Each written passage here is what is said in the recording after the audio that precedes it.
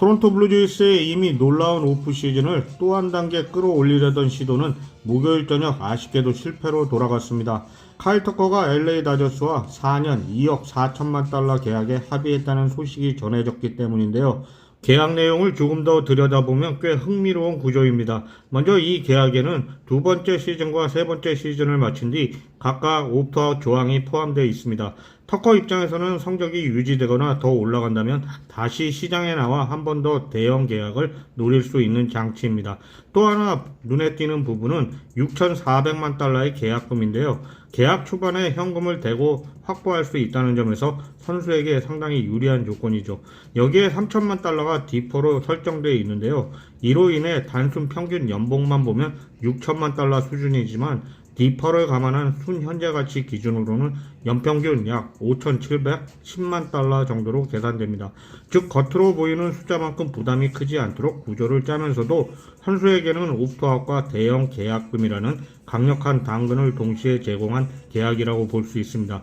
연평균 기준으로 보면 터커의 계약 가치는 후안 소토의 5,100만 달러를 약 600만 달러 웃도는 수준입니다. 이로 인해 터커는 오타니 쇼에 이어 메이저리그 연봉 순위 2위에 이름을 올리게 됐습니다. 월드 시리즈 파이널리스트인 블루제이스는 오랜 기다림 끝에 터커에게 장기 계약을 제시했는데 만약 성사됐다면 이는 구단 역사상 두 번째로 큰 계약이 될 뻔했습니다. 1위는 여전히 게레로 주니어의 14년 5억 달러 연장 계약이고 자유계약 선수 기준으로도 몇 달 전 체결된 딜런 시즈의 7년 2억 1천만 달러 계약을 뛰어넘는 규모였습니다. 이제 시선은 다른 타자 보강으로 옮겨갑니다. 현재 시장에는 비셰과 코디 벨린저가 여전히 남아있고 이미 딜런 시즈, 일본의 거포 오카모토 카즈마 4년 6천만 달러, 불펜 투수 타일러 로저스 3년 3,700만 달러, 그리고 코디 폰스 3년 3천만 달러를 영입한 블루제이스가 여기서 얼마나 더 공격적으로 나설지가 관건입니다.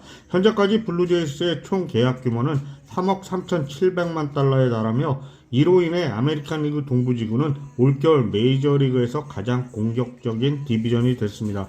팬그래프의 존 베커가 집계한 자료에 따르면 아메리칸 리그 동부는 자유계약 선수 16명에게 총 7억 1,662만 5천 달러를 썼고 이는 터커 계약 전 기준으로도 내셔널리그 동부의 4억 2,600만 달러를 크게 앞서는 수치입니다. 문제는 사치세, 즉 CBT입니다. 터커와 같은 대형 계약을 추가한다면 블루제이스는 네 번째 CBT 구간을 훨씬 넘어섰을 것이고 새로 추가되는 계약 평균 연봉에 대해 60%의 세금을 내야 하는 상황이었습니다. 2026년 CBT 기준선은 2억 4,400만 달러로 설정되어 있고 블루제이스는 2년 연속 세금을 내는 팀이기 때문에 초과물에 대해 기본 30% 세율이 적용됩니다. 여기에 2억 6,400만에서 2억 8,400만 달러 구간은 추가 12%, 2억 8,400만에서 3억 400만 달러 구간은 42.5%, 그리고 3억 400만 달러를 넘는 부분에는 60%의 추가 부담금이 붙습니다. 특히 2억 8,400만 달러 이상을 쓰는 팀은 다음 드래프트에서 1라운드 지명권이 10순위 밀리게 되는데 오카모토 계약 이후 블루제이스의 CBT 페이롤은 약 3억 1,200만 달러로 예상되고 있습니다. 만약 터커를 잡았다면 이는 사실상 비셋과의 결별을 의미했을 가능성이 큰데요. 터커는 좌타자이면서도 비셋이 남긴 공백을 거의 그대로 메울 수 있는 몇 안되는 선수였습니다. 통산타율 2할 7푼 3리, 출루율 3할 5푼 8리, 장타율 0.507을 기록한 그는 게레로 앞에 2번이나 뒤에 4번 타순 어디에 놓아도 완벽하게 어울리는 선수였고 순수 스피드는 평범하지만 듀루 센스가 뛰어나며 수비에서도 안정적인 평가를 받습니다. 2019년 메이저리그 데뷔 이후 프랜차이즈의 상징이었던 비셋은 아직 자유계약 신분으로 남아있고 이번 주에는 필라델피아 필리스와도 만난 것으로 알려졌습니다. 하지만 터커 영입이 무산되면서 재계약의 길이 다시 열릴 가능성도 생겼습니다. 다만 구단과 비셋 사이에는 여전히 상당한 금액 차이가 있는 것으로 전해집니다. 비셋은 지난 시즌 클린업 타순에서 뛰어난 활약을 보였고 만약 재계약이 이루어진다면 2루로 이동해 안드레스 히메네스를 유격수로 쓰며 수비를 강화할 수도 있고 반대로 비셋이 유격수를 지키고 히메네스가 2루로 돌아가는 선택지도 가능합니다. 코디 벨린저 역시 여러 오프시즌 동안 블루제이스와 연결되어 온 좌타자 자원으로 터커나 비셋과 비슷한 연속성을 타선에 제공할 수 있는 선수입니다. 그는 게레로에게 엘리트급 보호 타선을 제공하는 동시에 다음 오프 시즌 조지 스프링어와 덜튼 바쇼가 떠날 가능성이 있는 외야의 공백을 미리 대비하는 카드이기도 합니다. 이 둘을 포함해 올 시즌이 끝나면 약 9,300만에서 9,400만 달러가 장부에서 빠질 가능성이 있습니다.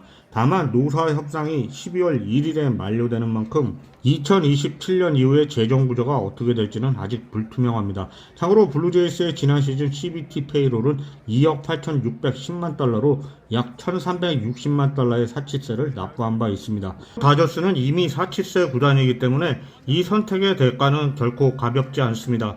이번 계약으로 다저스는 내년 MLB 드래프트에서 2라운드, 3라운드, 5라운드, 6라운드 지명권을 모두 잃게 됩니다. 과거의 다저스라면 이런 드래프트 페널티에 상당히 신중한 팀이었는데요. 하지만 올 겨울만큼은 다릅니다. 유망주 파이프라인과 지명권 손실보다 지금 당장의 전력 극대화를 택했다는 분명한 신호입니다. 우승창이 열려있는 지금 미래의 자신을 과감히 포기하더라도 지금 이겨야 한다는 다저스의 태도가 터커 계약 하나로도 명확히 드러난다고 볼 수 있겠습니다. 토론토가 터커와 계약을 성사시키지 못한 건 분명 아쉬운 일입니다.